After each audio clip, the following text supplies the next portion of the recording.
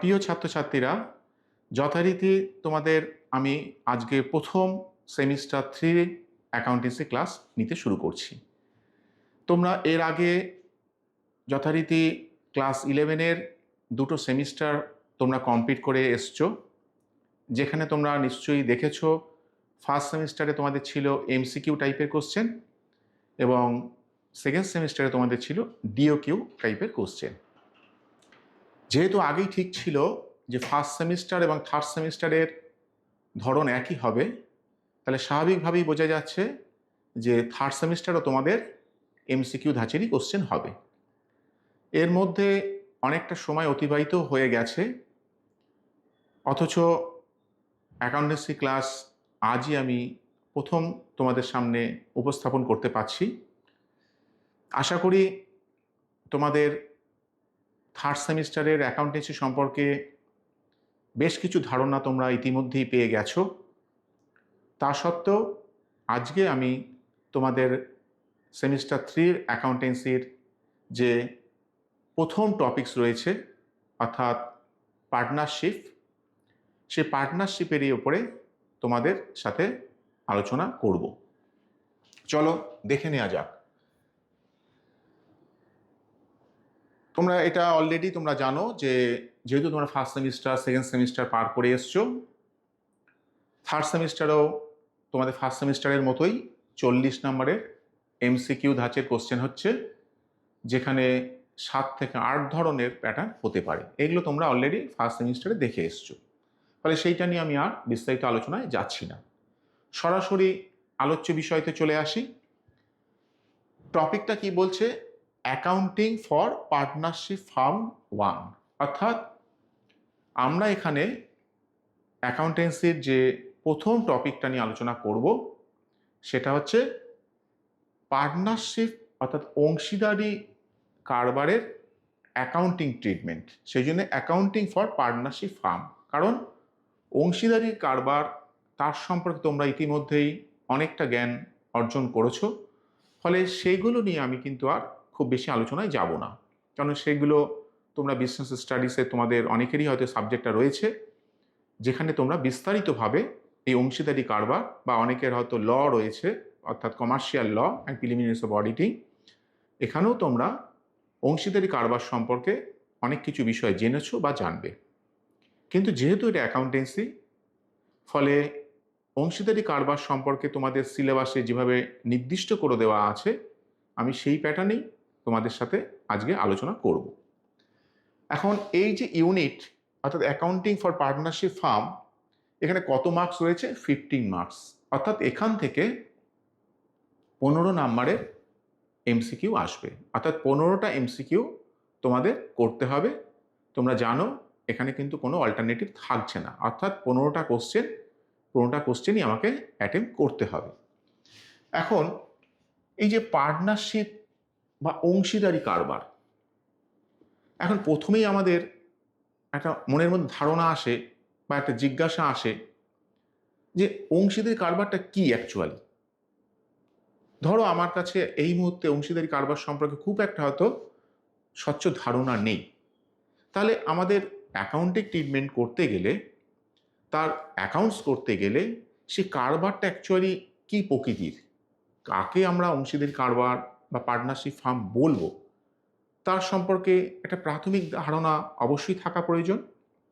তাই একেবারে গোড়ার কথা যদি আমি ভাবি, তাহলে আমরা প্রথমেই যে ধারণাটা পাই কারবার সম্পর্কে, সেটা হচ্ছে এক মালিকি কারবার, অর্থাৎ বিজনেসটা সোল প্রোপাইটারশিপ, মানে এক মালিকানা, তুমিই মালিক। তাহলে তুমি যদি মালিক হও, তাহলে বিজনেসের যা দায় দায়িত্ব সবটাই তোমার। যদি কারবারে ক্যাপিটাল সাপ্লাই করতে হয় বা ইনভেস্ট করতে হয়, তাহলে সেই দায়িত্বটাও তোমার। কারবারে যদি কোনো প্রফিট হয়, কোনো লস হয়, তার দায়িত্বটাও তোমার, কারণ তুমি সেটা একমাত্র পাওয়ার অধিকারী। কিন্তু সেটা ধরো একটা ছোট বিজনেসের ক্ষেত্রে হয়তো সম্ভব, কিন্তু যদি তোমার বিজনেসটা ফ্লারিশ করে যায়, আস্তে আস্তে বাড়তে বাড়তে বাড়তে বাড়তে এমন একটা জায়গায় আসছে যেখানে তোমার হয়তো মনে হচ্ছে যে কাউকে যদি আমি সঙ্গী হিসেবে পেতাম, তাহলে হয়তো আমি ব্যবসাটাকে আরও বেশি ডেভেলপ করতে পারতাম। অর্থাৎ তুমি এবার চাইছো যে এক মালিকি কারবার, অর্থাৎ আমি বস, এটা না করে 2-4 জনের মধ্যে পুরো দায় দায়িত্বটা ভাগাভাগি করে নিতে। তাতে কি হয়? প্রথম কথা, যৌথভাবে কাজটা করা যায়, নিজেদের মধ্যে আলাপ আলোচনা করে কাজটা করা যায়। কেন, অনেক কিছু আছে তুমি হয়তো ভাবছো একভাবে, আর বাকি 2 জন বা 3 জন তারা ভাবছে হয়তো অন্য দৃষ্টিভঙ্গিতে। তাহলে এই যে একজনের সাথে আরেকজনের দৃষ্টিভঙ্গির যে পার্থক্য হতে পারে, সেটা তোমাকে নতুন করে ভাবনা চিন্তা করা শেখাবে। তাহলে তুমি একমাত্র বস। সেই ধরনের কারবারের তুলনায় যদি আমি 2 জন, 3 জন, 4 জন এই ধরনের সদস্য নিয়ে যদি কোনো ব্যবসা করি, তাহলে 4 জন হয়তো হতে পারে 4টে বিষয়ে তারা এক্সপার্ট। তাহলে তারা তাদের মতামত দিচ্ছে। তা যখনই তারা তাদের মতামতটা দিচ্ছে, তখন যে সিদ্ধান্তটা গৃহীত হবে নিশ্চয়ই অনেক কংক্রিট হবে। ঠিক এই রকম দৃষ্টিভঙ্গি থেকেই অংশীদারি কারবারের জন্ম। অর্থাৎ যেখানে এক মালিকি কারবার, অর্থাৎ সোল প্রোপাইটারশিপ দিয়ে মালিকের একার পক্ষে আর সব দায় দায়িত্ব নেওয়া সম্ভব হচ্ছে না। পুরো কারবার সে দেখাশোনা করবে, সে পরিচালনা করবে, সেই সমস্ত ক্রেতাদের সাথে, সাপ্লায়ারদের সাথে সে যোগাযোগ রাখবে, আবার হিসাব রাখবে। একাকী একজনের পক্ষে এত কাজ করা সম্ভব? হয়তো ছোট কারবারে সম্ভব, কিন্তু একটু মাঝারি, একটু বৃহত্তর ক্ষেত্রে ভাবো, নিশ্চয়ই সেটা সম্ভব হবে না। তাহলে ঠিক এই জায়গা থেকে আমাদের শুরু হচ্ছে অংশীদারি কারবার নিয়ে চিন্তা ভাবনা করা। কিন্তু তোমাদের প্রথমেই আমি যেটা বলেছি যে কমপক্ষে 2 জন, অর্থাৎ 2 বা ততোধিক ব্যক্তি যখন নিজেদের মধ্যে বোঝাপড়ার ভিত্তিতে, চুক্তির ভিত্তিতে কোনো একটা কারবার গঠন করতে, পরিচালনা করতে, তার যে লাভ লোকসান নিজেদের মধ্যে বন্টনের জন্য এই যে চুক্তিবদ্ধ হলো, এই যে রিলেশন, পারস্পরিক যে রিলেশন, এর থেকে যে কারবারের জন্ম হলো বা যে ব্যবসার বা যে বিজনেসের জন্ম হলো, দ্যাট ইজ কল্ড পার্টনারশিপ। এখন আসো, নিশ্চয়ই তাহলে এই ধরনের অংশীদারি কারবার পরিচালনা করার জন্য নিশ্চয়ই আইন কানুন রয়েছে। আমাদের দেশে এই ধরনের অংশীদারি আইন চালু হয়েছিল কবে? ইন্ডিয়ান পার্টনারশিপ অ্যাক্ট 1932, অর্থাৎ 1932 সালের যে ভারতীয় অংশীদারি আইন, সেই অংশীদারি আইন অনুযায়ী বর্তমানে এই অংশীদারি কারবারের জন্ম এবং তার সূচনা বলতে পারো, বা তার কার্যকলাপ শুরু হয়। এবং তার যে নিয়ম কানুন অর্থাৎ রুলস রেগুলেশন, সেগুলোকে মেনেই কিন্তু অংশীদারি কারবারে চলতে হয়। এখন এই যে অংশীদার, বারে বারে বলছি পার্টনারশিপ জিনিসটা কি, কাকে বলবে? কি বলছে? পার্টনারশিপ ইজ দ্য রিলেশন, কাদের মধ্যে? Between persons who have agreed to share the profits of a business carried on by all or any one of them acting for all। কোথায় বলা আছে? সেকশন 4, অর্থাৎ 1932 এর যে ইন্ডিয়ান পার্টনারশিপ অ্যাক্ট, তার section 4-এ partnership সম্পর্কে এই ডেফিনিশনটা বলা আছে। অর্থাৎ এইটা হলে তাকে আমরা বলতে পারি অংশীদারি কারবার বা পার্টনারশিপ। কি বলছে? যেখানে 2 বা ততোধিক ব্যক্তি নিজেদের মধ্যে বোঝাপড়ার ভিত্তিতে যে লাভ বা মুনাফা, সেটা বন্টনের নিমিত্ত পরস্পরের সাথে তারা যে চুক্তিবদ্ধ হচ্ছে, তাদের যে পারস্পরিক যে সম্পর্ক, কি বলছে? Partnership is a relation. তাহলে এই যে পারস্পরিক সম্পর্ক, এটাকেই আমরা বলছি কি? পার্টনারশিপ বা অংশীদারি কারবার। তাহলে পারস্পরিক বোঝাপড়ার ভিত্তিতে, পারস্পরিক সম্পর্কের ভিত্তিতে একটা কারবারের জন্ম হলো, এটাই হচ্ছে কিন্তু পার্টনারশিপ। এখন প্রশ্ন হচ্ছে, তাহলে পার্টনার কারা, অংশীদার কারা? নিশ্চয়ই এটা খুব সহজভাবে আমরা বুঝতে পারি, যারা অংশীদারি কারবারে যুক্ত রয়েছে। যুক্ত বলতে যারা ব্যবসাটা গঠন করেছে, তারা হচ্ছে পার্টনার্স বা অংশীদার। কি বলছে? The persons who have enter into a partnership with one another, অর্থাৎ একজন আরেকজনের সাথে মিলে individually for carrying on a business are known as partners. অর্থাৎ যখন আমরা অংশীদারি প্রতিষ্ঠানটা তৈরি করলাম, পার্টনারশিপটা তৈরি হলো, তখন তাতে মূল অংশগ্রহণকারী কারা? যারা ব্যবসাটা পরিচালনা করবে, যারা ব্যবসাটা গঠন করবে। তাহলে এই যারা একত্রিত হয়ে ব্যবসাটা পরিচালনা করবে, অথবা সকলের দ্বারা মিলিতভাবে একজন তাদের প্রতিনিধিত্ব করছে যে ব্যবসাটা সেই পরিচালনা করবে, ওই যে ব্যক্তি বা এই যে বাকি যারা, তাদেরকেই আমরা বলছি অ্যাকচুয়ালি অংশীদার, পার্টনার্স। তাহলে পার্টনারশিপ ফার্ম কোনটা? তাহলে অংশীদাররা তারা যে প্রতিষ্ঠানটা গড়ে তুললো পারস্পরিক বোঝাপড়ার ভিত্তিতে, পারস্পরিক চুক্তির ভিত্তিতে, সেইটাকে আমরা বলছি পার্টনারশিপ ফার্ম, অর্থাৎ অংশীদারি প্রতিষ্ঠান। মনে রাখবে, পার্টনারশিপ আর পার্টনারশিপ ফার্ম দুটো কিন্তু এক নয়। পার্টনারশিপ একটা রিলেশন, সেই জন্য দেখা বলেছে ডেফিনেশনে, পার্টনারশিপ ইজ দ্য রিলেশন কাদের মধ্যে? Between two or more persons, দুই বা ততোধিক ব্যক্তির মধ্যে যে পারস্পরিক সম্পর্ক, সেটা হচ্ছে অংশীদারি। আর অংশীদাররা পারস্পরিক বোঝাপড়ার ভিত্তিতে যে প্রতিষ্ঠানটা গড়ে তুলছে, সেটাকে বলা হচ্ছে পার্টনারশিপ ফার্ম। এখানে কি বলছে?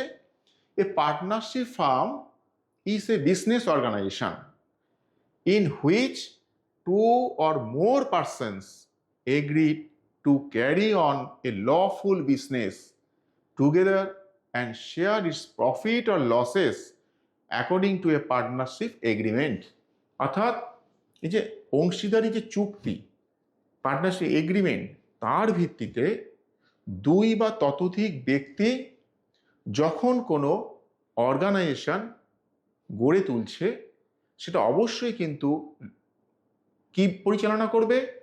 To carry on a lawful business, অর্থাৎ আইনসম্মত কার্যকলাপই যেন সেখানে পরিচালিত হয়। এই ধরনের কারবার বা বিজনেস অর্গানাইজেশনকে আমরা বলবো পার্টনারশিপ ফার্ম। এবার আমরা কি দেখে বুঝবো যেটা অংশীদারি কারবার নয়? এটা একটা অংশীদারি কারবার, এক মালিকি কারবার নয়, এটা একটা অংশীদারি কারবার। তাহলে নিশ্চয়ই সেই অংশীদারি কারবারে বেশ কিছু ফিচার্স বা বৈশিষ্ট্য রয়েছে। কি কি বৈশিষ্ট্য দেখে নেওয়া যাক। ফার্স্টে কি বলছে? নাম্বার অফ মেম্বার্স, কতজন সদস্য থাকবে একটা অংশীদারি প্রতিষ্ঠানে? মিনিমাম টু, কারণ ডেফিনিশনই ছিল বা কনসেপ্টই ছিল মিনিমাম, কমপক্ষে দুজন বা তার বেশি। তাহলে সদস্য সংখ্যা মিনিমাম হতে হবে দুজন, আর ম্যাক্সিমাম কত হতে পারে? সর্বোচ্চ 100, as per section 464 of the companies act 2013। তাহলে 2013-তে যে কোম্পানি আইন রয়েছে, সে অনুসারে অংশীদারি প্রতিষ্ঠানের সর্বোচ্চ সদস্য সংখ্যা কত? 100। কিন্তু এটাও সাথে বলা আছে, rule 10 of companies miscellaneous rule 2014 prescribe 50। অর্থাৎ 2014-এ যে রুল 10, সেই অনুসারে বলা আছে সর্বোচ্চ সংখ্যা কত হবে? 50। তাহলে কমপক্ষে 2, সর্বোচ্চ 100 2013 অনুসারে। তাহলে এই বৈশিষ্ট্যটা যদি থাকে, তাহলে আমরা খুব সহজেই বুঝে নিতে পারবো এটা একটা পার্টনারশিপ ফার্ম। এগ্রিমেন্ট, অবশ্যই কিন্তু একটা সম্মতি, চুক্তি থাকতে হবে। অর্থাৎ দুজন বা তার বেশি সদস্য যেখানে, সেখানে পারস্পরিক বোঝাপড়ার ভিত্তিতে, তাদের মধ্যে একটা চুক্তির ভিত্তিতে এই কারবারটা বা এই অংশীদারি প্রতিষ্ঠানটা গড়ে উঠেছিল। তাহলে এই এগ্রিমেন্টটা এই অবশ্যই এই পার্টনারশিপের একটা প্রধান ফিচার্স বা বৈশিষ্ট্য। আর কি থাকতে পারে? Carrying on a business. মনে রাখবে, শুধু রিলেশন হলেই হবে না, সেই রিলেশনটা হতে হবে কোনো একটা ব্যবসা পরিচালনা করার জন্য, কোনো একটা ব্যবসা চালানোর জন্য, এবং সেই ব্যবসাটা অবশ্যই কিন্তু হতে হবে লফুল বিজনেস, অর্থাৎ আইনসম্মত যেন ব্যবসা হয়। তুমি এমন কোনো ব্যবসায় নিজেকে ইনভলভ করলে বা তোমাদের আরও 2-4 জন মিলে যে ব্যবসাটা করলে, কিন্তু তুই ব্যবসার কার্যকলাপ কিন্তু আনলফুল, তাহলে সেটাকে কিন্তু আমরা কখনোই আইনের চোখে পার্টনারশিপ বলতে পারবো না। সেই জন্য যে বিজনেসটা ক্যারি হবে সেটা অবশ্যই কিন্তু আইন গ্রাহ্য হতে হবে। লিগ্যালিটি অফ বিজনেস, অর্থাৎ আইনের চোখে যেন তার বৈধতাও থাকে। তুমি এমন কোনো কাজ করবে না যেটা আইনের চোখে অবৈধ। প্রফিট শেয়ারিং, যেহেতু শুরুতেই আমি বলেছিলাম যে এক মালিকি কারবারের মালিক সর্বেসর্বা, যে প্রফিট হবে যে লস হবে সেটা টোটালটাই সে মালিক নিয়ে চলে যাবে। কিন্তু অংশীদারি প্রতিষ্ঠানে কমপক্ষে 2 জন বা তার চেয়ে বেশি সদস্য সংখ্যা, তাহলে নিশ্চয়ই এখানে বিজনেসের প্রফিট হোক লস হোক এটা নিজেদের মধ্যে ভাগাভাগি করে নিতে হবে। তাহলে এই যে শেয়ারিং, এইটাও কিন্তু অংশীদারি প্রতিষ্ঠানের একটা প্রধান বৈশিষ্ট্য বা ফিচার্স। ম্যানেজমেন্ট, কে পরিচালনা করবে? যারা সদস্য প্রত্যেকে কি, যারা অংশীদার প্রত্যেকে কি পরিচালনা করবে, না তাদের মধ্য থেকে কেউ একজন নির্বাচিত যে বাকিদের প্রতিনিধিত্ব করে ব্যবসাটাকে চালিয়ে নিয়ে যাবে, সেইটা তোমাদের এখানে লেখা থাকবে। অর্থাৎ ব্যবসাটা কিভাবে পরিচালিত হচ্ছে, অংশীদারদের সকলের দ্বারা না অংশীদারদের সকলের দ্বারা নির্বাচিত কোনো ব্যক্তির দ্বারা, এটা খেয়াল রাখতে হবে। রেজিস্ট্রেশন, অর্থাৎ নিবন্ধীকৃত, অর্থাৎ এই যে অংশীদারি প্রতিষ্ঠানটা যে তৈরি হলো, তাহলে অংশীদারি প্রতিষ্ঠানটা তৈরি হয়েছে, এটা তুমি এখানে রেজিস্টার করতেও পারো নাও করতে পারো, কিন্তু রেজিস্টার করলে বেশ কিছু সুযোগ সুবিধা পাওয়া যায়। কি সুযোগ সুবিধা সেগুলো আমি পরে, বা তোমরা অলরেডি হয়তো বিজনেস স্টাডিজে জেনে এসছো। সেখানে বলা হচ্ছে কি, তুমি হয়তো কারোর কাছে টাকা পাও থার্ড কোনো পার্টি, বা থার্ড পার্টি তোমার কাছ থেকে হয়তো 100 টাকার বেশি দাবিদার।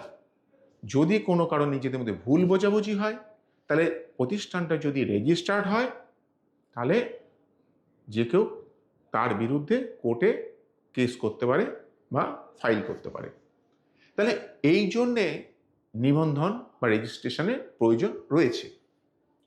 আনলিমিটেড লায়াবিলিটি, অংশীদারি প্রতিষ্ঠানের লায়াবিলিটিটা কিন্তু মনে রাখবে সীমাহীন, অর্থাৎ অংশীদাররা তাদের ব্যক্তিগতভাবে তাদের সামগ্রিকভাবে তারা কিন্তু অংশীদারি প্রতিষ্ঠানের টোটাল দায়টা তারাই কিন্তু বহন করবে। সেই জন্য অংশীদারি প্রতিষ্ঠানের প্রত্যেক অংশীদারদের দায় হচ্ছে আনলিমিটেড বা সীমাহীন। মিউচুয়াল ট্রাস্ট অ্যান্ড কনফিডেন্স, অর্থাৎ এখানে পারস্পরিক বিশ্বাস থাকতে হবে। তুমি আর একজনের সাথে অংশীদারি রিলেশনে জড়িয়ে একটা অংশীদারি প্রতিষ্ঠান গড়ে তুলেছ, নিশ্চয়ই তোমাদের মধ্যে একটা পারস্পরিক বিশ্বাসযোগ্যতা রয়েছে যে তুমিও যেমন তাকে ঠকাবে না, সেও তোমাকে ঠকাবে না। নিজেদের মধ্যে ব্যবসা সংক্রান্ত যে সমস্ত কনফিডেন্সিয়াল বিষয়বস্তু, সেগুলো আমরা আমাদের যারা কম্পিটিটর বা যারা থার্ড পার্টি তাদের কাছে আমরা কখনোই ডিসক্লোজ করব না। তাহলে এই যে নিজেদের মধ্যে একটা নিশ্চয়তা, নিজেদের মধ্যে পারস্পরিক বোঝাপড়া, বিশ্বাস, এটাই হচ্ছে অংশীদারি প্রতিষ্ঠানের একটা প্রধান বৈশিষ্ট্য বা বলতে পারো ভিত্তি। কারণ পারস্পরিক যদি বিশ্বাস না থাকে কখনোই কিন্তু সেই পারস্পরিক সম্পর্ক হয় না। পারস্পরিক সম্পর্ক যদি না হয় তাহলে কখনোই কিন্তু অংশীদারি প্রতিষ্ঠান গড়ে উঠতে পারে না। এবার আমি আসি পার্টনারশিপ ডিডটা কি। তোমরা নিশ্চয়ই বুঝতে পারছো যে আমি সরাসরি অ্যাকর্ডিং টু তোমাদের যে হায়ার সেকেন্ডারি কাউন্সিলের সিলেবাস, সেই অনুযায়ী আমি কিন্তু তোমাদের টপিক্সটাকে নিয়ে যাচ্ছি।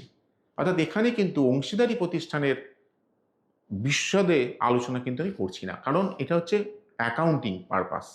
সেই জন্য যেটুকু আমাকে অংশীদারি প্রতিষ্ঠানের অ্যাকাউন্টিং করতে গেলে, অর্থাৎ হিসাব নিকাশ রাখতে গেলে, তার পদ্ধতি জানতে গেলে, অংশীদারি প্রতিষ্ঠান সম্পর্কে যেটুকু ধারণা আমার দরকার, আমি শুধু সেইটুকু আলোচনা করি, তোমাদের সরাসরি অ্যাকাউন্টিং ট্রিটমেন্টে যাওয়ার চেষ্টা করছি। তাহলে অংশীদারি প্রতিষ্ঠান হয়েছে, পারস্পরিক চুক্তি হয়েছে। এখন এই যে চুক্তি, এটা লিখিত হতে পারে, মৌখিক হতে পারে, কোনো বাধ্যবাধকতা নেই। কিন্তু যদি মৌখিক হয়, কারণ দেখা যেতে পারে সেটা ভবিষ্যতে পার্টনার্সদের মধ্যে একটা পারস্পরিক ঝামেলা সৃষ্টি হতে পারে, ভুল বোঝাবুঝি হতে পারে।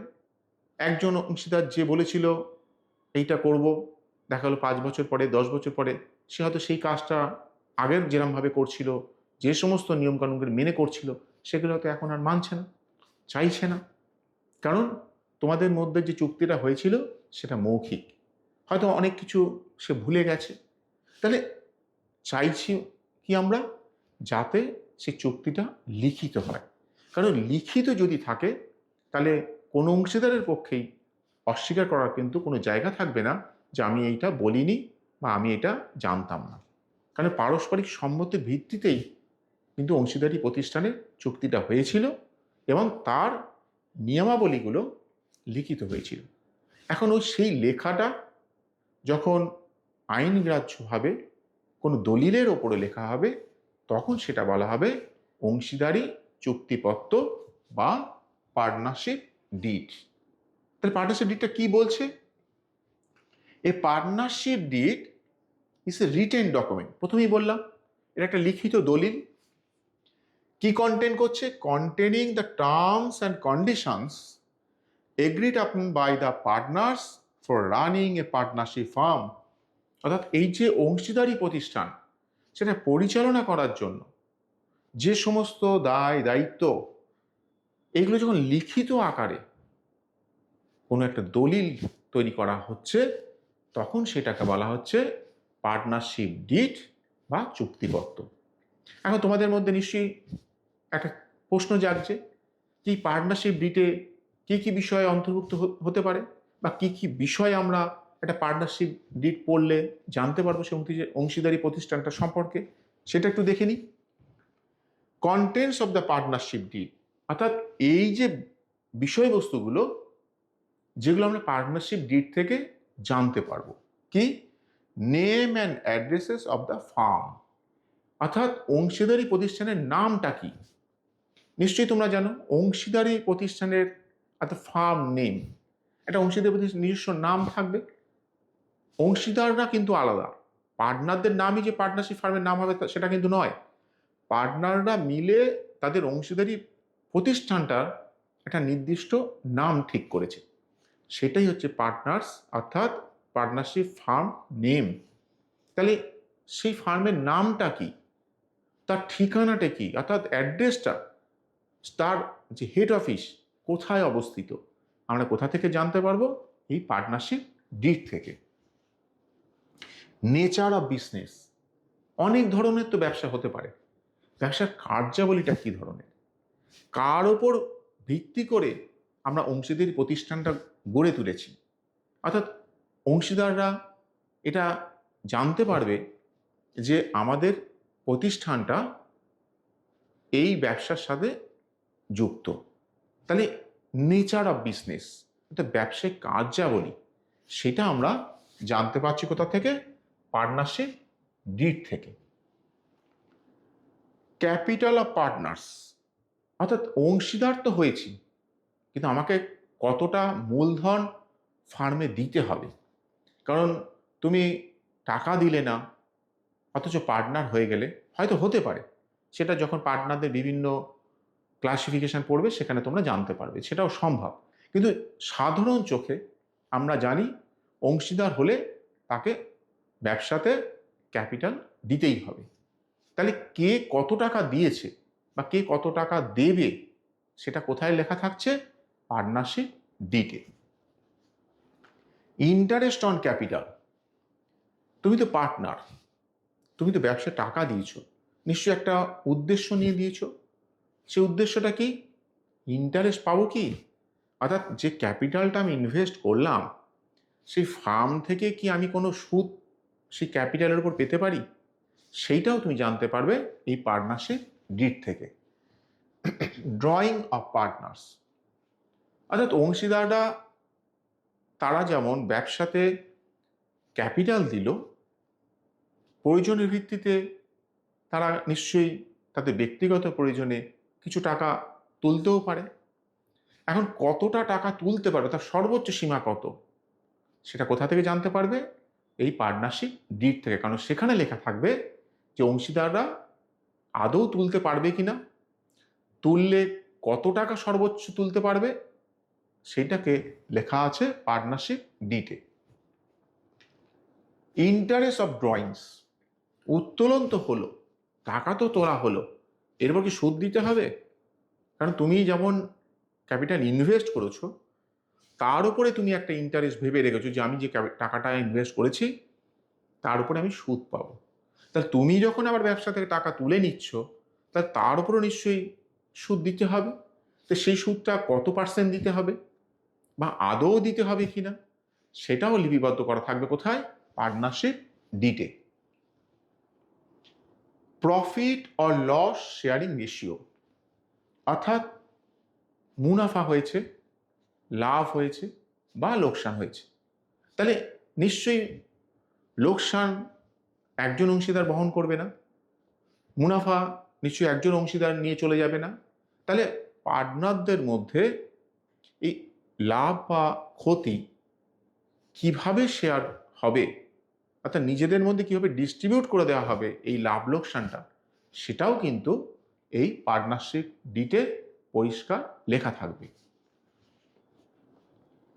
পার্টনার স্যালারি, সকলেই অংশীদার, ধরো 5 জন অংশীদার রয়েছে, কিন্তু তার মধ্যে ধরো 2 জন সত্যিকারের অ্যাক্টিভ পার্টনার, অর্থাৎ যারাই পুরো প্রতিষ্ঠানটাকে বয়ে নিয়ে চলেছে।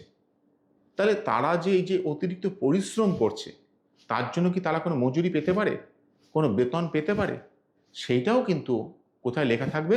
এই পার্টনারশিপ ডিটে।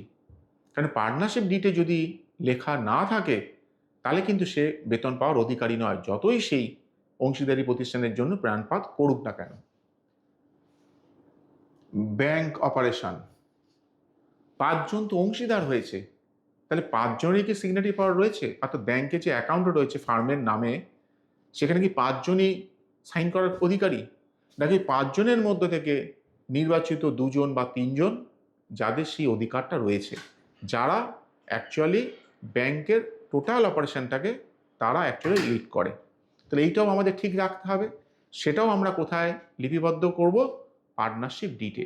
অর্থাৎ পার্টনারশিপ ডিট থেকে আমরা সেটাও কিন্তু খুব সহজে জেনে নিতে পারবো যে এই 5 জনের মধ্যে এরা 2 জন হচ্ছে অ্যাকচুয়ালি ব্যাংকের অপারেটর, অর্থাৎ ফার্মের ব্যাংক অপারেটর হচ্ছে এই 2 জন যাদের সিগনেচারি পাওয়ার রয়েছে। ইন্টারেস্ট অন লোন, অর্থাৎ লোন তো নেওয়া হয়েছে ব্যবসার প্রয়োজনে, তাহলে সেই লোনটার উপরে ইন্টারেস্ট কত দিতে হচ্ছে, কি শর্তে লোনটা নেওয়া হয়েছিল, লোনটা পরিশোধ করা হচ্ছে কবে, সেটাও কিন্তু কোথা থেকে জানতে পারবো আমরা? এই পার্টনারশিপ ডিড থেকে। আবার এমন হতে পারে যে পার্টনারশিপ ডিটে লোনের কথা বলা আছে কিন্তু ইন্টারেস্টের কথা বলা নেই, কিন্তু এক্ষেত্রে কিন্তু বাকি ক্ষেত্রে যেটা হয়েছিল, অর্থাৎ interest on capital, interest on drawings, যে লেখা থাকলে দিতে হচ্ছে, লেখা না থাকলে কিন্তু উল্লেখ না থাকলে দিতে হচ্ছে না। কিন্তু ইন্টারেস্ট অন লোনের ক্ষেত্রে কিন্তু ঠিক তা নয়, যদি লিপিবদ্ধ থাকে যে রেটটা বলা আছে সে অনুসারেই আমাকে ইন্টারেস্ট দিতে হবে লোনের ওপরে। আর যদি না থাকে তাহলে আমাদের সেই 1932 যে ইন্ডিয়ান পার্টনারশিপ অ্যাক্ট সে অনুযায়ী আমাদের 6% ফিক্সড আমাদের লোনের ওপরে ইন্টারেস্ট দিতে হবে। তাহলে এগুলো আমরা জানতে পারবো সেই পার্টনারশিপ ডিড থেকে। ডিসলিউশন অফ ফার্ম, অংশীদারি প্রতিষ্ঠানটা তো তৈরি হয়েছিল, কিন্তু এমন যদি কোনো পরিস্থিতি তৈরি হয় যে আর অংশীদাররা সেই ফার্মটাকে চালিয়ে নিয়ে যেতে রাজি হচ্ছে না। তাহলে কোন পরিস্থিতিতে এই ধরনের যদি কিছু আসে যেখানে আমরা অংশীদারি প্রতিষ্ঠানটা বিলোপ সাধন করে দেব, অর্থাৎ ডিসলভ হয়ে যাবে, তা সেই পরিস্থিতিগুলো কি কি তার কয়েকটা উদাহরণ আমরাও কিন্তু এই পার্টনারশিপ ডিটেই লিপিবদ্ধ করা থাকবে, যেখান থেকে জানতে পারবো। তাহলে এইগুলো হচ্ছে সব পার্টনারশিপ ডিটে কন্টেন্ট, অর্থাৎ পার্টনারশিপ ডিট পড়লে বা অংশীদারি চুক্তিপত্রটা পড়লে আমরা সেই অংশীদারি প্রতিষ্ঠানটা সম্পর্কে এই ধারণাগুলো পেতে পারব। এবার যদি এমন হয় যে যেখানে পার্টনারশিপ ডিট নেই, তাহলে অ্যাকাউন্টিং ট্রিটমেন্টটা কিভাবে হবে, কিভাবে কোন টার্মস অ্যান্ড কন্ডিশনে আমরা অ্যাকাউন্টিং ফরম্যাটটা করব, সেটাই হচ্ছে accounting rules in absence of partnership deed. অর্থাৎ অংশীদারি চুক্তিপত্রটাই নেই, তাহলে আমরা কোন রুলসটা ফলো করব। কি বলছে? Sharing of profit R loss. তোমাদের নিশ্চয়ই মনে আছে পার্টনারশিপ ডিটে বলেছিলাম যে পার্টনাররা তাদের নিজেদের মধ্যে লাভ লোকসানের অনুপাত লিপিবদ্ধ করে রাখলো, কিন্তু যেটা পার্টনারশিপ ডিটই তো নেই, তাহলে সেক্ষেত্রে তারা এই লাভ লোকসানটা কিভাবে নিজেদের মধ্যে শেয়ার করবে। এক্ষেত্রে বলা আছে যদি পার্টনারশিপ ডিটে উল্লেখ না থাকে তাহলে অংশীদাররা নিজেদের মধ্যে সমানুপাতে অর্থাৎ ইকুয়ালি ডিস্ট্রিবিউট করবে, সেটা লাভ হোক বা লোকসান হোক। ইন্টারেস্ট অন ক্যাপিটাল, অর্থাৎ যে মূলধনটা বা যে ক্যাপিটালটা পার্টনাররা ব্যবসায় দিয়েছিল কিন্তু তার উপরে ইন্টারেস্ট পাবে কি পাবে না সেটা পার্টনারশিপ ডিটে লেখা নেই। তাহলে পার্টনারশিপ ডিটে যদি লেখাটাই না থাকে তাহলে ইন্টারেস্টটা আমি কত পার্সেন্ট দেব তারও কোনো নিশ্চয়তা থাকলো না। সেক্ষেত্রে ক্যাপিটালের ওপর কোনো ইন্টারেস্ট দিতে হবে না। Interest on drawing same, interest on drawing সাথে উত্তোলনের ওপর কত সুদ দিতে হবে সেটাও লিপিবদ্ধ করা নেই। তাহলে পার্টনারশিপ ডিটে নেই, তাহলে ড্রয়িংসের ওপরে ইন্টারেস্ট দেওয়ারও কোনো জায়গা নেই।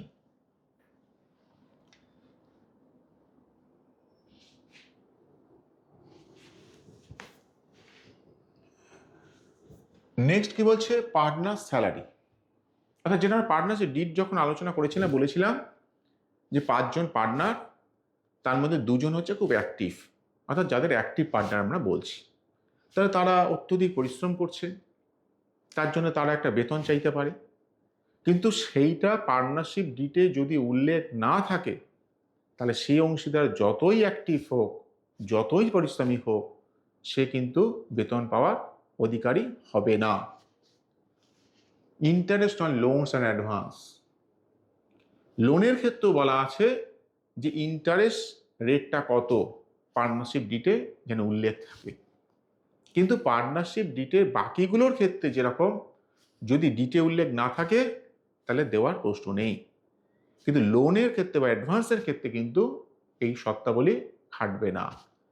সেক্ষেত্রে বলা আছে যদি পার্টনারশিপ ডিটে কোনো ইন্টারেস্ট অন লোন অর্থাৎ রেটটা দেওয়া নির্দিষ্টভাবে না থাকে তাহলে তোমাকে কিন্তু সেই 1932 এর যে ইন্ডিয়ান পার্টনারশিপ অ্যাক্ট রয়েছে তার রুল অনুযায়ী তোমাকে কিন্তু 6% সেই লোন বা অ্যাডভান্সের উপরে তোমাকে সুদ দিতে হবে। এবার কি বলছে? Profit and loss appropriation account. তোমরা ইতিমধ্যেই first semester second semester complete করে এসছো, যেখানে তোমরা ফাইনাল অ্যাকাউন্ট করেছো, নিশ্চয়ই মনে আছে। সেখানে আমরা 3টে স্টেপে ফাইনাল অ্যাকাউন্ট করেছিলাম, সাধারণত trading account, profit and loss account এবং ব্যালেন্স শিট। কেউ কেউ হয়তো ম্যানুফ্যাকচারিং অ্যাকাউন্টও করেছো, কিন্তু সচরাচর আমরা ট্রেডিং, প্রফিট অ্যান্ড লস এবং ব্যালেন্স শিট এই 3টে স্টেপে চূড়ান্ত হিসাব বা ফাইনাল অ্যাকাউন্ট সম্পন্ন করেছি।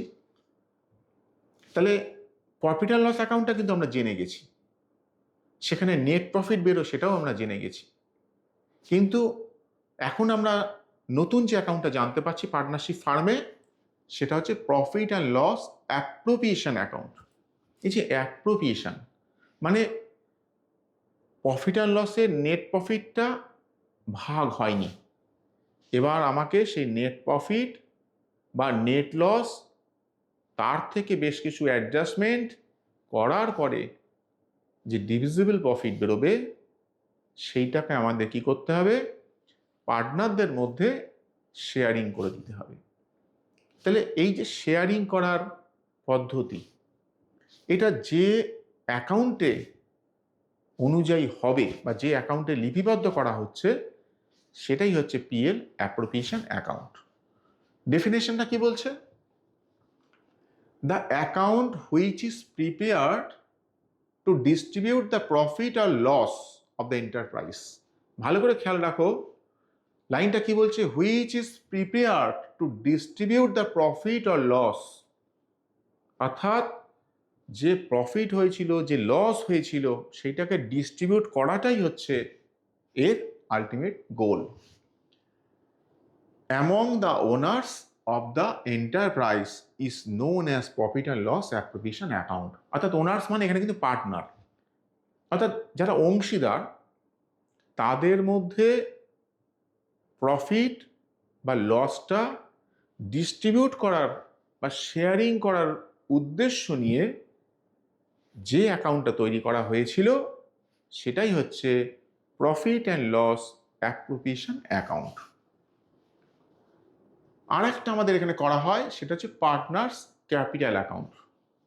কারণ অনেক পার্টনার্স রয়েছে, প্রত্যেকের নামে নামে আলাদা ক্যাপিটাল অ্যাকাউন্ট করতে হবে। এই যে ক্যাপিটাল অ্যাকাউন্ট করছি তার আবার দুটো মেথড রয়েছে, একটা ফিক্সড ক্যাপিটাল মেথড, একটা ফ্ল্যাকচুয়েটিং ক্যাপিটাল মেথড, অর্থাৎ স্থির মূলধন পদ্ধতি, পরিবর্তনশীল মূলধন পদ্ধতি। তাহলে স্থির মূলধন পদ্ধতি বা ফিক্সড ক্যাপিটাল মেথড এটা কি কি অ্যাকাউন্ট এখানে ওপেন করতে হয় সেটা একটু দেখে নিই আমরা। ফিক্সড ক্যাপিটাল অ্যাকাউন্ট কি বলছে? A fixed capital account is a method of maintaining partners' capital accounts in which the capital contributed by each partner remains unchanged, মানে ফিক্সড। অর্থাৎ এই ক্যাপিটাল অ্যাকাউন্টে পার্টনাররা যে টাকাটা ইনভেস্ট করেছিল সেটা কিন্তু ইন্ট্যাক্ট থাকছে, অর্থাৎ আনচেঞ্জড। যদি না, unless additional capital is introduced or some capital is permanently withdrawn। অর্থাৎ যদি এইরকমভাবে আমরা ভাবি, একটা এক্সাম্পল দিয়ে,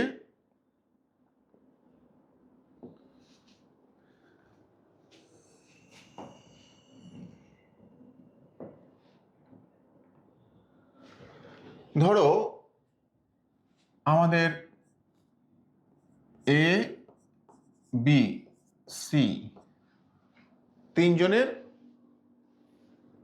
একটা partnership firm, R A B C তিনজন হচ্ছে পার্টনার। তাহলে এরা যদি এইরকম হয় যে 1,00,000 টাকা করে এরা ইনভেস্ট করেছে, তাহলে এইটা ফার্স্ট টু লাস্ট, অর্থাৎ প্রথমেও 1,00,000 শেষেও 1,00,000, কোনো চেঞ্জ হয়নি ক্যাপিটাল ব্যালেন্সে। তাহলে সেটা হয়ে যাচ্ছে ফিক্সড ক্যাপিটাল মেথড। ধরে নেওয়া হচ্ছে এখানে তারা কোনো নতুন করে ক্যাপিটাল ইনভেস্ট করেও নি, আবার ব্যবসা থেকে কোনো ক্যাপিটাল উইথড্র করেনি। কিন্তু যদি উইথড্র করতো বা যদি ইনভেস্ট করতো তাহলে ক্যাপিটাল কিন্তু ব্যালেন্সটা আনচেঞ্জ থাকতো না, তাহলে চেঞ্জ হতো। কিন্তু মনে রাখবে সেটা শুধুমাত্র ক্যাপিটাল রিলেটেড ট্রানজ্যাকশানই কিন্তু হতে হবে। কীরকম? ধরো এ, যার 1,00,000 টাকা ছিল, সে ধরো মাঝপথে আরও 20,000 টাকা ইনভেস্ট করলো, তাহলে তার এখন ক্যাপিটাল ব্যালেন্স কত দাঁড়াচ্ছে? নিশ্চয়ই 1,20,000। তাহলে এক্ষেত্রে আমি বলবো না যে তার ক্যাপিটালটা কিন্তু আনচেঞ্জ বা ফিক্সড। ক্যাপিটালটা সে নতুন করে আবার মাঝপথে ইনভেস্ট করেছে 20,000, তাই তার ক্যাপিটাল ব্যালেন্সটা চেঞ্জ হয়ে গেল কত? 1,20,000। ধরো বি, সে কোনো চেঞ্জ করেনি, তাহলে বি এর ক্ষেত্রে আনচেঞ্জড, অর্থাৎ 1,00,000। তাহলে 1,00,000 শুরুতে ছিল, শেষেও 1,00,000ই থাকলো, তাহলে এক্ষেত্রে ক্যাপিটাল ব্যালেন্সটা নিশ্চয়ই তোমরা বুঝতে পারছো ফিক্সড বা আনচেঞ্জড। তাহলে এটা কিন্তু ক্যাপিটাল মেথডে হচ্ছে, অর্থাৎ ফিক্সড ক্যাপিটাল মেথড। সি এর ক্ষেত্রে ভাবো, সি ধরো 3 মাস পরে গিয়ে 10,000 টাকা ক্যাপিটাল উইথড্র করে নিল, তাহলে এখন তার ব্যালেন্স কত থাকছে? নিশ্চয়ই 90,000। তাহলে এক্ষেত্রে আমরা নিশ্চয়ই বলবো না যে সি এর ক্যাপিটাল ফিক্সড ক্যাপিটালে আনচেঞ্জ, অর্থাৎ ফিক্সড চেঞ্জ হয়নি, তা কিন্তু না। দেখো 1,00,000 ছিল, সে 10,000 ক্যাপিটাল উইথড্র করে নিল, তাহলে তার ক্ষেত্রে ক্যাপিটালের ব্যালেন্স কত দাঁড়াচ্ছে? 90,000। তাহলে এখানে নিশ্চয়ই তোমরা এটা বুঝতে পারছো যেখানে শুধুমাত্র আমরা মূলধন বা ক্যাপিটালটাকেই আমরা কিন্তু অ্যাকচুয়ালি হাইলাইট করছি, অর্থাৎ যে টাকাটা দিয়ে ব্যবসাটা শুরু হয়েছিল তার মধ্যে যদি কোনো পার্টনার ক্যাপিটাল ইনভেস্ট করে, অর্থাৎ অ্যাডিশনাল ক্যাপিটাল দেয়, বা তার ক্যাপিটালে কিছু অংশ সে উইথড্র করে নিয়ে যায়, তবেই কিন্তু চেঞ্জ হয়। তাহলে এই যে ক্যাপিটাল রিলেটেড যে সমস্ত আইটেমগুলো, সেগুলোই যখন লিপিবদ্ধ করা হবে যে অ্যাকাউন্টে, সেই মেথডটাকে আমরা বলছি ফিক্সড ক্যাপিটাল মেথড। এই যে ফিক্সড ক্যাপিটাল মেথড, সেখানে আরও একটা অ্যাকাউন্ট করতে হয়, সেটা কি একটু দেখে নিই। আচ্ছা, ফিচার্সটা যদি আমি একটু ভাবি, তাহলে ক্যাপিটাল ব্যালেন্স রিমেন্স ফিক্সড। এটা নিশ্চয়ই আমরা বুঝতে পেরেছি যে 1,00,000, B 1,00,000, C 1,00,000, first to last তাই। মাঝখানে চেঞ্জ হয়েছে, এ ইনভেস্ট করেছে, সি উইথড্র করেছে, তাই ব্যালেন্স চেঞ্জ হয়ে গেছে, নচেত এখানে কিন্তু capital balance fixed. Second features কি বলছে? Separate current account are maintain for each partner, অর্থাৎ প্রত্যেকটা পার্টনারের জন্য আমরা যেমন ক্যাপিটাল অ্যাকাউন্ট করেছিলাম, এবার একটা আলাদা করে একটা অ্যাকাউন্ট খুলবো, সেটা হচ্ছে কারেন্ট অ্যাকাউন্ট, অর্থাৎ পার্টনার্স কারেন্ট অ্যাকাউন্ট। তাহলে সেখানে কি কি লিপিবদ্ধ থাকবে? খুব সহজেই তোমরা বুঝে গেছো যে ক্যাপিটালটা আমরা ক্যাপিটাল ব্যালেন্সে বা ক্যাপিটাল অ্যাকাউন্টে ট্রান্সফার করেছি। তাহলে ক্যাপিটাল রিলেশন ছাড়া অন্যান্য যে সমস্ত আইটেম রয়েছে, সেগুলো নিশ্চয়ই তাহলে আমাদের যে আরেকটা অ্যাকাউন্ট আমরা ওপেন করেছি কারেন্ট অ্যাকাউন্ট, সেখানে ট্রান্সফার করতে হবে। তো সেই আইটেমগুলো কি কি হতে পারে? আইটেমস মানে কারেন্ট অ্যাকাউন্টের items such as interest on capital. এখন তোমাদের মনে হতে পারে এখানে তো ইন্টারেস্ট অন ক্যাপিটাল বলা আছে, অর্থাৎ ক্যাপিটাল তো আছে, তাহলে কেন এটা ফিক্সড ক্যাপিটালে গেল না, অর্থাৎ পার্টনার্স ক্যাপিটাল অ্যাকাউন্টে গেল না? তুমি পেয়েছো তো ইন্টারেস্ট, তাহলে এই যে একটা নতুন করে আয় হচ্ছে ইন্টারেস্ট, এইটা চলে যাচ্ছে কোথায়? কারেন্ট অ্যাকাউন্টে। Partner salary, partners commission, share of profit R loss recorded in current account, not in the capital account. অর্থাৎ এই যে আইটেমগুলো, partner salary, partners commission, partners যে share of profit R loss, interest on drawings, interest on capital, অর্থাৎ এই যে আইটেমগুলো, যেগুলো আমরা পার্টনার্স ক্যাপিটাল অ্যাকাউন্টে নিতে পারিনি, তার জন্যই তো আমরা একটা আলাদা অ্যাকাউন্ট ওপেন করলাম। সেই যে সেপারেট যে অ্যাকাউন্টটা, যেটা পার্টনার্স কারেন্ট অ্যাকাউন্ট, সেখানে আমরা এই আইটেমগুলোকে রেকর্ড করব।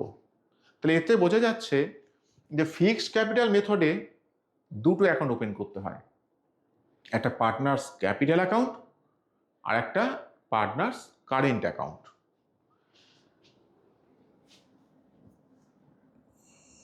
নেক্সট কি? Fluctuating capital account. ওই যে তোমাদের বলছিলাম যে ক্যাপিটাল পার্টনার্স ক্যাপিটালের মেথড দুটো, একটা ফিক্সড ক্যাপিটাল মেথড, একটা fluctuating capital method. Fluctuating capital মেথডটা কি জিনিস? কি বলছে?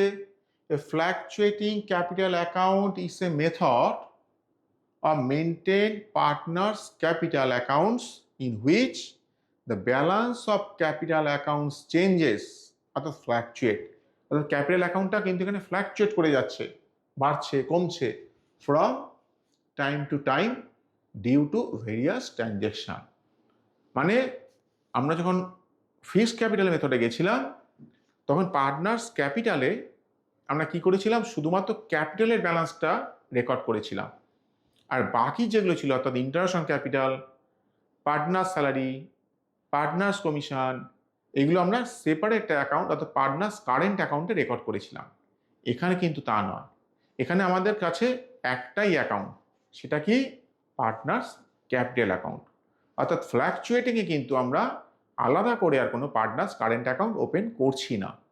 তাহলে সেইখানে একটাই যেখানে অ্যাকাউন্ট, তাহলে সেখানে যা যা ট্রানজ্যাকশান হয়ে গেল সবকটাই আমরা রেকর্ড করব।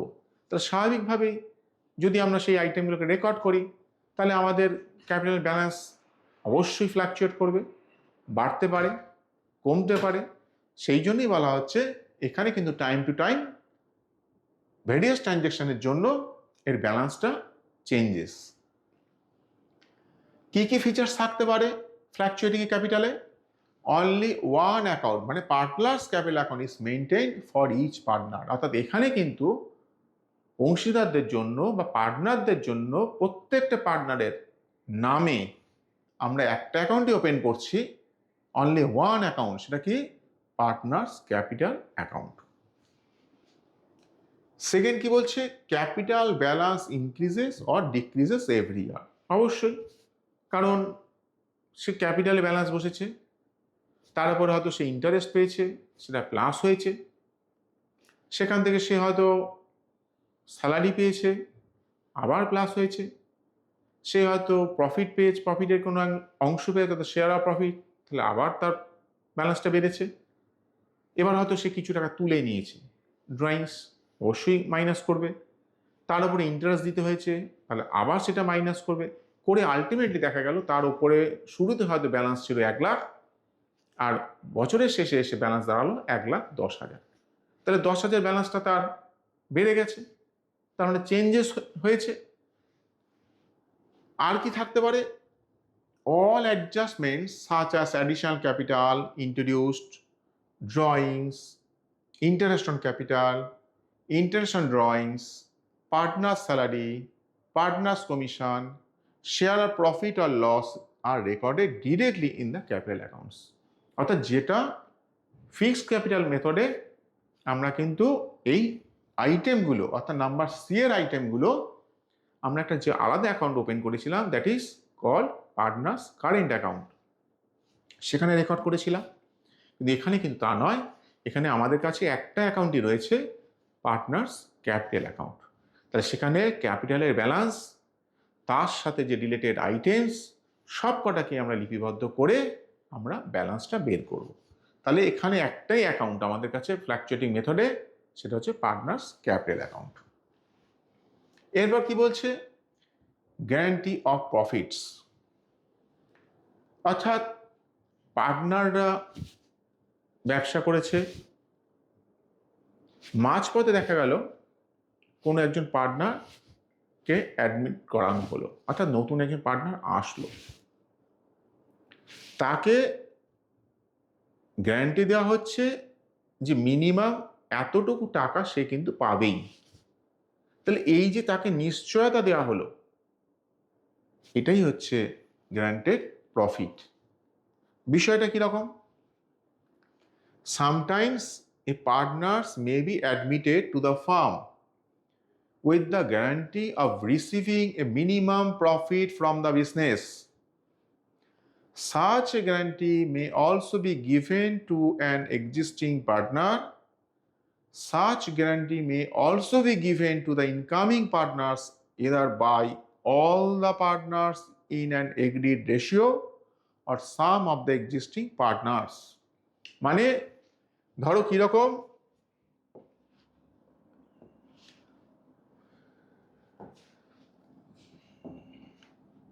ধরো যেটা এ বি সি তিনজন পার্টনার রয়েছে, এরা কি করলো? ডি একটা নতুন পার্টনারকে নিয়ে আসলো, অর্থাৎ অ্যাডমিট করলো। এবার এ বি সি এরা তিনজন যৌথভাবে ডিকে হয়তো গ্যারান্টি দিচ্ছে যে যে প্রফিটই হোক না কেন তাকে তারা 2,000 টাকা মিনিমাম প্রফিট দেবেই। অর্থাৎ 2,000 টাকার প্রফিটের গ্যারান্টি কিন্তু ডি পেয়ে গেল কার কাছ থেকে? এ, বি এবং সি এর কাছ থেকে যৌথভাবে।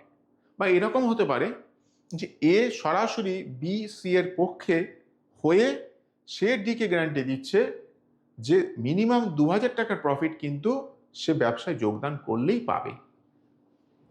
তাহলে এক্ষেত্রে দেখো এমন হতেই পারে যে প্রফিট যেটা হয়েছে সেখানে যদি আমরা 4 জনের মধ্যে ভাগ করি তাহলে হয়তো সেই টাকাটা তার প্রাপ্য হচ্ছেই না। কি রকম? ধরো এখানে প্রফিট ধরো ব্যবসাতে হয়েছে কত? 10,000। এবার বলা আছে যদি আমরা রেশিওতে ভাগ করি তাহলে এইরকম ভাবে হতে পারে যে এ পাচ্ছে 4,000 টাকা, এ পাচ্ছে 3,000 টাকা, এ পাচ্ছে 2,000 টাকা,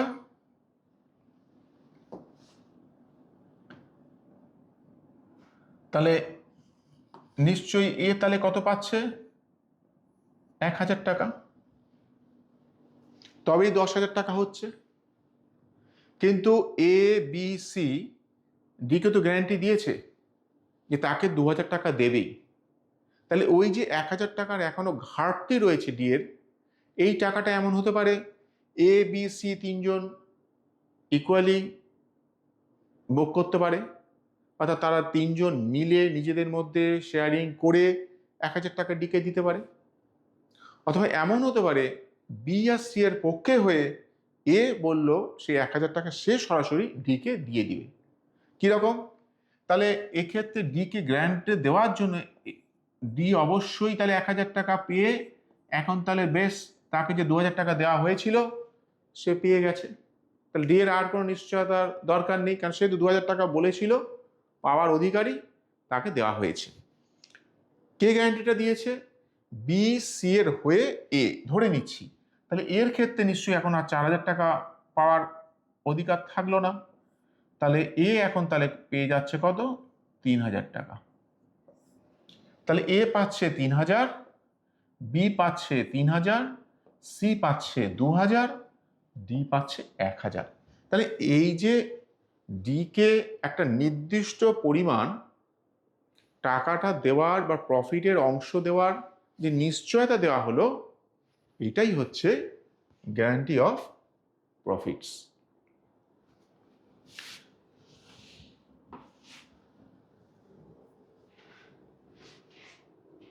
তাহলে আমরা এই যে বিভিন্ন ধরনের থিওরি নিয়ে এতক্ষণ ধরে আলোচনা করলাম, যেখানে তোমরা capital, interest on capital, drawings, interest on drawings, এরম বেশ কিছু আইটেম বা বেশ কিছু শব্দের সাথে তোমাদের পরিচিতি ঘটেছে।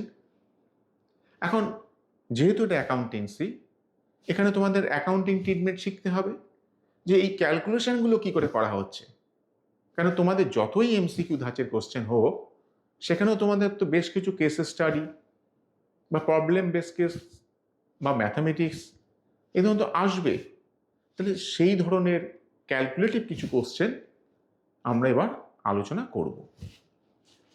ফার্স্টে এরকম একটা টপিকস যেখানে আমাদের কাছে রয়েছে কি ইন্টারেস্ট অন ক্যাপিটাল, অর্থাৎ মূলধনের উপরে সুদ কি করে ক্যালকুলেট করতে হয়।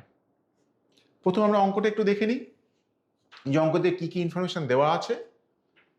বলছে দেখো X, Y and Z enter into a partnership, তার মানে তিনজন partner X, Y, Z, bringing in 4 lakh, 3 lakh and 1 lakh respectively into the business. তার মানে এক্স সে 4 লাখ টাকা ব্যবসায় দিয়েছে, ওয়াই 3 লাখ টাকা ব্যবসায় দিয়েছে, জেড 1 লাখ টাকা ব্যবসায় ইনভেস্ট করেছে। They decided to share profits and losses equally. খেয়াল রাখো এখানে কিন্তু বলেই দিয়েছে প্রফিটটা কিন্তু তারা কিভাবে শেয়ার করবে, প্রফিট আর losses equally.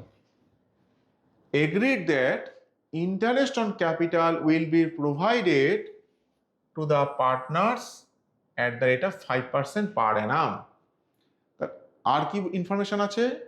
There was no addition or withdrawal of capital by any partner during the year. অর্থাৎ ওই বছরে, অর্থাৎ ওই অ্যাকাউন্টিং ইয়ারে কোনো পার্টনার টাকা ইনভেস্ট করেনি নতুন করে, বা নতুন করে কেউ টাকা তুলেও নেওয়া যায়নি। তাহলে আমাদের কি ক্যালকুলেট করতে হবে? Calculate the amount of interest on capital of each partner at the end of the year.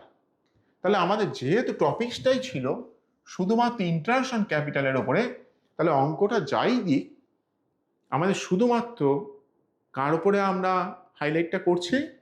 Interest on ক্যাপিটালের ওপরে। তো সেটা কি করে ক্যালকুলেট করতে হয় দেখে নেওয়া যাক। তাহলে ইন্টারেস্ট অন ক্যাপিটাল, কি কে পার্টনার রয়েছে? এক্স। কত টাকা দিয়েছিল? দেখো বলা আছে 4 লাখ।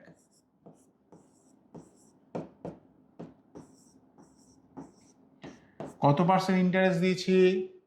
দেখো 5%।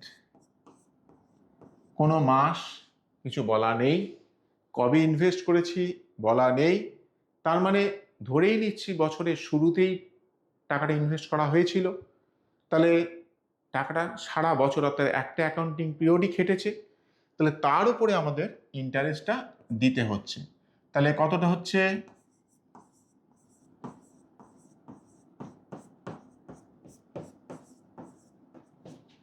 তার মানে 20,000।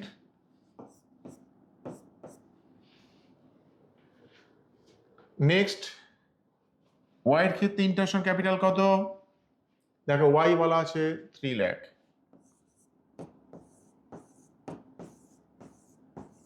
এরও ফিক্সড ইন্টারেস্ট অন ক্যাপিটাল, তাহলে একইভাবে আমরা করছি।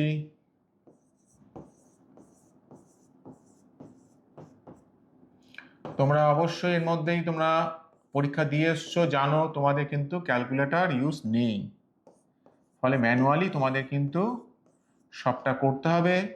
ফলে এখন থেকেই তোমরা কিন্তু মেন্টালি একটা প্রিপারেশন নিয়ে রাখবে।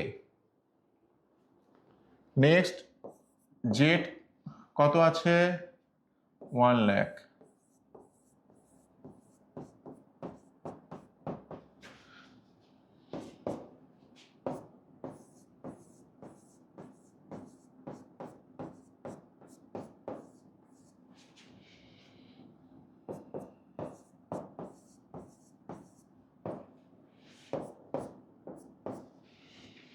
তাহলে যখনই আমাদের অঙ্কের বলেছি interest on capital of each partner, তাহলে প্রত্যেকটা পার্টনার মানে এক্স এর ইন্টারেস্ট অন ক্যাপিটাল কত? 20,000। ওয়াই এর ইন্টারেস্ট অন ক্যাপিটাল কত? 15,000। জেড এর ইন্টারেস্ট অন ক্যাপিটাল কত? 5,000। ঠিক এইভাবেই আমাদের এই যে বিভিন্ন টপিকসগুলো নিয়ে আমরা এতক্ষণ আলোচনা করেছি, তার একটা ম্যাথমেটিক্যাল ক্যালকুলেশন তোমাদের সামনে আমি হাজির করলাম। নেক্সট ক্লাসে আমি এই রকম আরও বেশ কিছু টপিকসের ওপরে কী ধরনের অঙ্ক হতে পারে সেগুলো আমি তোমাদের সাথে আলোচনা করব।